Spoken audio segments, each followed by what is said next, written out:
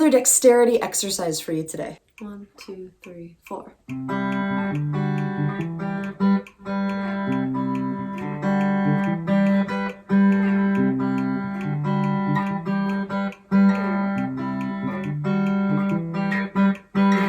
I wrote this exercise for you guys. The PDFs are for free. Link is below. My name's Lindy Day. I'm going to show you how to get through this smoothly and efficiently, and I have a tool to help me. This is the Elmore foot switch, and it's a tool used for learning. You don't need to have this tool for this lesson. Definitely helps though. This first chord we'll call a C, but it's not a standard C. Your index finger goes on 3 of the A string. Pinky goes on 5 of the B string. Now I'm finger picking, I'm doing a little pattern here, but ultimately the 3 notes I'm plucking is A string, open G string, and then B string for the sound. I am finger picking, I don't have a pick today. So the style I was doing is the thumb hit the A string, the A string, like that. And then these 2 fingers, index and middle finger, go on the G and the B string, and they're gonna pluck those 2 strings individually. So right now we have, right before I launch into the next chord, I hit the A string again, because I'm giving this feeling of this moving bass line. So we have, this is the meat of the chord. This next thing is a little transition.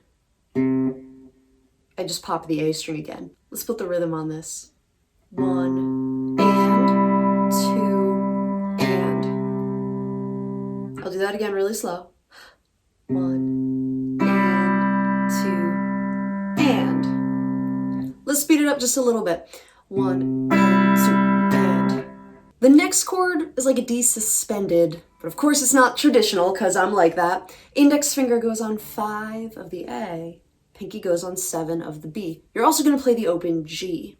Same fingers are going to trigger in exactly the same rhythm. We're just on beats 3 and 4 instead of on beats 1 and 2.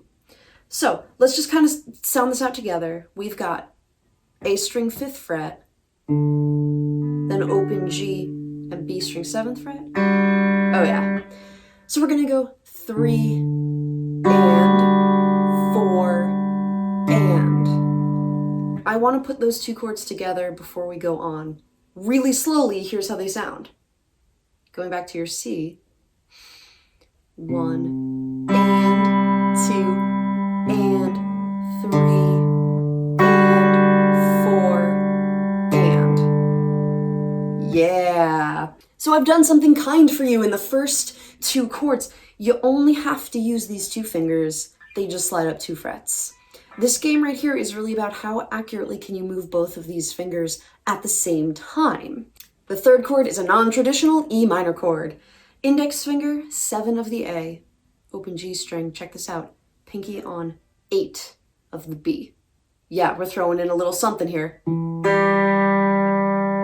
And guess what? Finger picking is exactly the same. 1 and 2 and. We're gonna put all 3 of these together. From the top, 3, 4, 1 and 2 and 3 and 4 and. Here's the new E minor chord. 1 and 2 and. This one's tricky because when you do your slides up, I was kind to you on the first 2, but the third one, your fingers don't go to the same distance. The pinky goes there, right? So you get comfortable in this shape and then we're breaking the shape. I'm really testing you on your finger accuracy. How well can your fingers slide and aim to all these frets? Last chord is a G, non-traditionally. Index goes on 10 of the A, pinky goes on 12 of the B. Play the open G string. Same picking pattern. 1 and 2 and. Let's put all 4 of these chords together. 1 and 2 and 3 and 4 and. Here we go. 1 and 2 and. Big jump here. 3 and 4 and.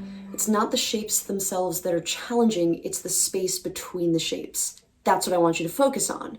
If you can get that nice and clean, if you can get those transitions and these jumps super accurate, you're gonna nail it when you throw a metronome on this. I started this by playing this piece at 140 beats per minute. In the beginning of this YouTube video, that's what you had. So if you want to challenge yourself, scroll forward to the beginning of the video, see if you can play it at 140 BPMs. If you can't, because honestly that's really fast, let me give you a tool or a concept that's going to help you.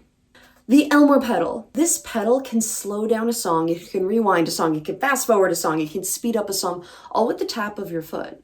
So you would put this pedal on the ground, you'd go to do your practice, and your hands never have to leave the guitar. It's a more efficient way to practice. Here's what I'd like you to try. I'm gonna play this exercise at 90 beats per minute. I want you to see if you can keep up with me.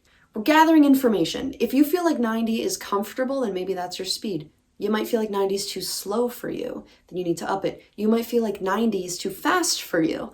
So this threshold is not set to a specific person. You're gathering information about yourself.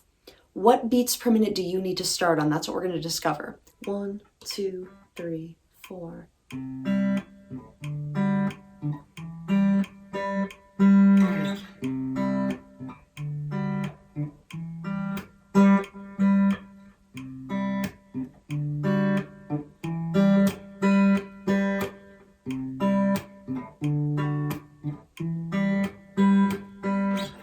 So if you wanted to use the Elmer pedal, here's how it would look. I'd be playing this at 90 beats per minute. Maybe you'd be like, hey, I need to slow this down a little bit. You would take the pedal, put it on the floor, tap it once to play. 1, 2, 3, 4. Tap twice to slow the song. And you can practice without taking your hands off the guitar. It's much more efficient for building motor memory. So hey, let's keep each other accountable. Let us know what beats per minute is comfortable for you. Let us know down in the comments. This is not a competition. Higher BPMs don't mean better. Because remember, we're looking for the smoothness between the chords. Sometimes when you're going fast, you lose the smoothness. So for example, if I threw this thing at you at 160 beats per minute, which is really fast for this phrase, it might sound like this. I'm gonna play sloppy on purpose. 1, 2, 1, 2.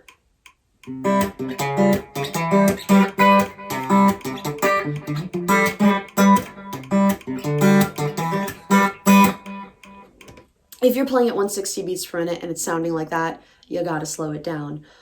The higher the speed does not equal better. All right, guys, the Elmore company is focused on learning and education. I support them. Definitely check out this pedal if you're a kinesthetic learner. It helps you keep your hands on the guitar for the entire practice session. My name is Lindy Day. You can find my 60-second lessons on TikTok, Instagram, and my full-length lessons on YouTube. If you have a request, please leave it in the comments.